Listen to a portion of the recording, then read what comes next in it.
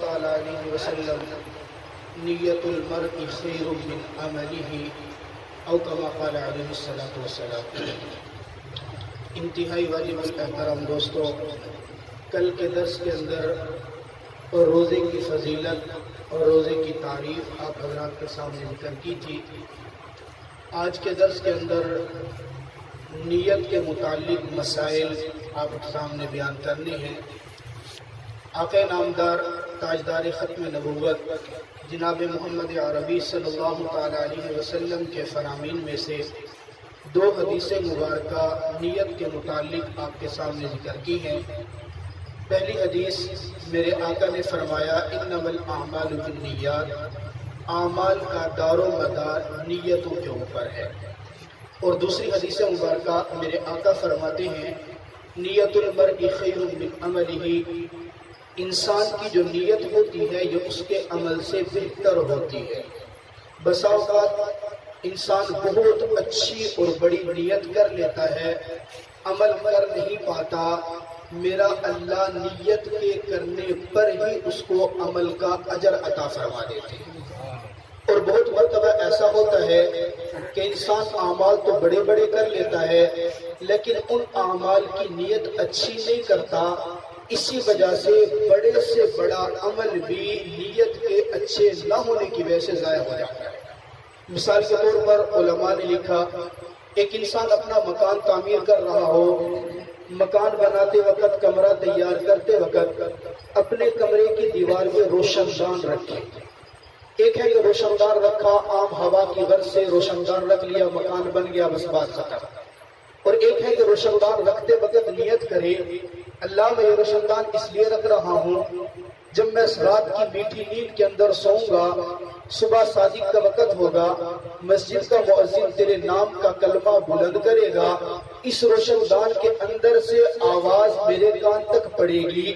میں نیند سے بیدار ہو کر تیری رضا کے لیے مسجد میں جاؤں گا اور نماز باجماعت ادا کروں گا۔ یہ نیت کر کے روشن دان رکھ لیا۔ علماء فرماتے ہیں کہ جب تک وہ روشن دان رہے گا میرا اللہ اس کو اس نیت کے کرنے پر برابر اجر عطا کرتا رہے گا۔ اسی طرح عورت گھر کے اندر ہے، کھانا بنا رہی ہے، سالن تیار کر رہی ہے، سالن تیار کرتے وقت اس نے اگر شوربہ بناتے وقت ایک گلاس پانی کا زیادہ کر دیا اور نیت یہ کی کہ اللہ میرے پڑوس کے اندر کسی پڑوسی کو اگر شام کے وقت سالن ضرورت پڑ گیا اور اس نے مجھ سے مانگا تو میں یہ جو اضافی گلاس ڈال رہی ہوں یہ چلو ہمارے گھر کا تو پورا ہوگا ہی ہوگا، چلو اس پڑوسی کے کام آ جائے گا۔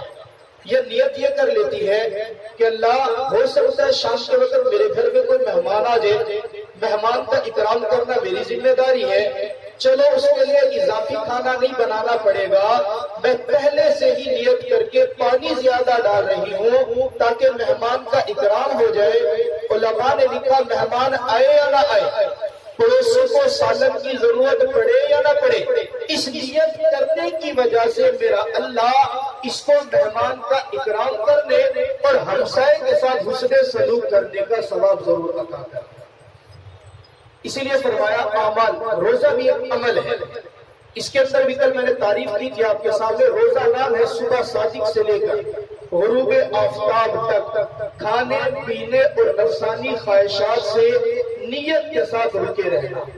اگر کوئی شخص نیت نہیں کرتا روزے کی، صبح صادق سے لے کر غروب آفتاب تک بھوکا بھی رہ جاتا ہے، پیاسا بھی رہتا ہے اور نفسانی خواہشات بھی پوری نہیں کرتا لیکن روزے کی نیت نہیں کی، علماء نے لکھا اس کا بھوکا پیاسا رہنا کسی زمرے کے اندر نہیں آئے گا،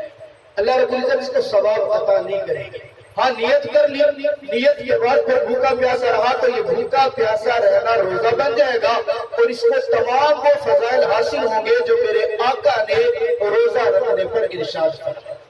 نیت کیسے کرنی ہے؟ علماء فرماتے ہیں رمضان کے روزے کی نیت رات سے ہی کر لیں، یہ بھی ٹھیک ہے۔ اگر کوئی آدمی رات سے نیت نہ کرے، صبح سحری کھانے کے بعد نماز فجر پڑھنے کے بعد نیت کر لیتا ہے تب بھی اس کی روزے کی نیت کرنا ٹھیک ہو جائے گا۔ نیت کرنے کے لیے الفاظ زبان سے ادا کرنا ضروری نہیں، نیت نام ہے دل کے ارادے کا۔ روزہ دار صبح سحری کے وقت اٹھا اور روزے کی نیت کے ساتھ سحری کھا لیتا ہے، بس یہ سحری کھانا ہی اس کی نیت کے قائم مقام ہو جائے گا، اس کا روزہ ٹھیک ہو جائے گا۔ ہاں البتہ اگر کوئی شخص سحری کے وقت اٹھا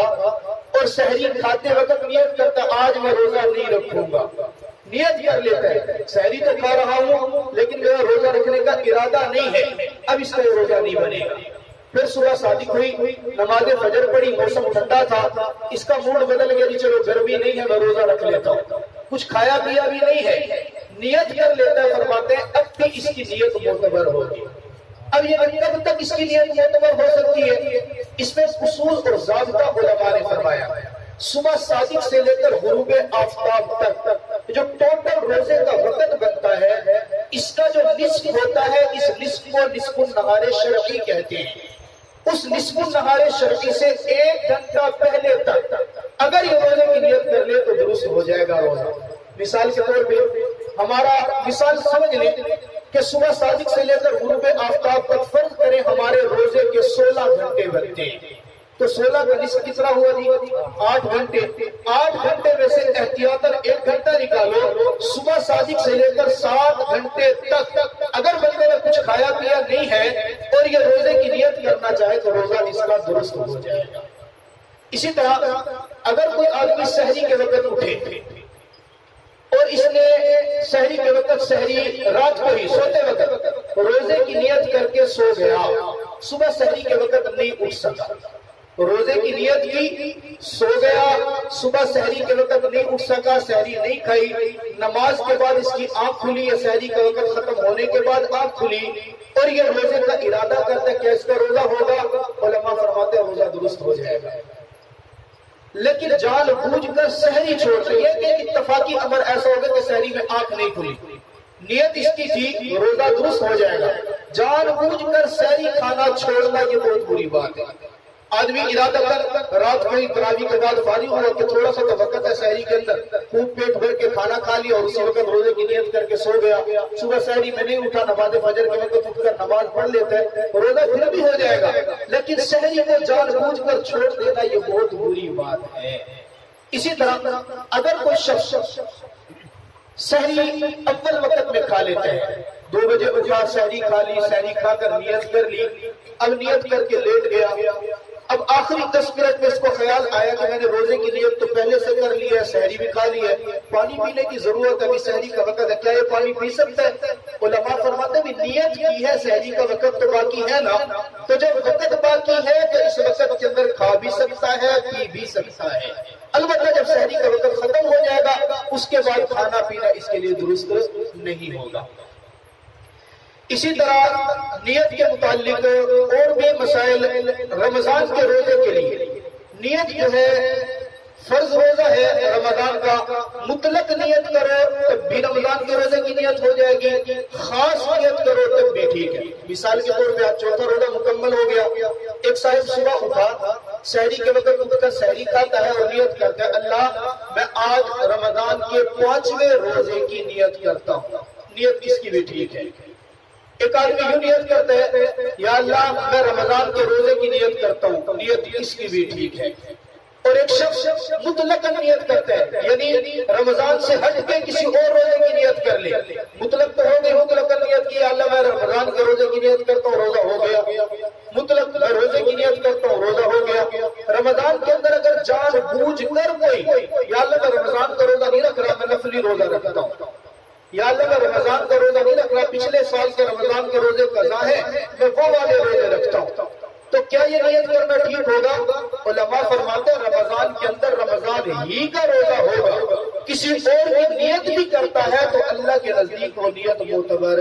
نہیں ہے، روزہ آٹومیٹک اس کا رمضان ہی کا ہوگا۔ باقی اگر کوئی سحری کے وقت نیت یہ الفاظ زبان سے بول لیتا ہے جیسے عام طور پہ معروف ہے وہ بھی صوفی غدین نویت من شہر رمضان، یہ نیت کے الفاظ بولتے تو بہت اچھی بات ہے، مستحب ہے۔ اگر کوئی نیت کے الفاظ نہیں بولتا، دل میں صرف ارادہ کر لیتے ہیں، ارادہ کرتا ہے، ارادے سے سحری کھا لیتے ہیں، یہ سحری کھانا ہی اس کی نیت کے مسائل کے اندر روزہ اس کا شمار ہو جائے گا۔ یہ نیت کے چیدہ جو مسائل میرے ذہن کے اندر تھے آپ کے سامنے ذکر کر دیے، کل انشاءاللہ آپ کے سامنے سحری کی فضیلت اور سحری کے چند ایک مسائل ذکر کریں گے۔ اللہ تعالیٰ میں سمجھنے کی توفیق عطا فرمائے۔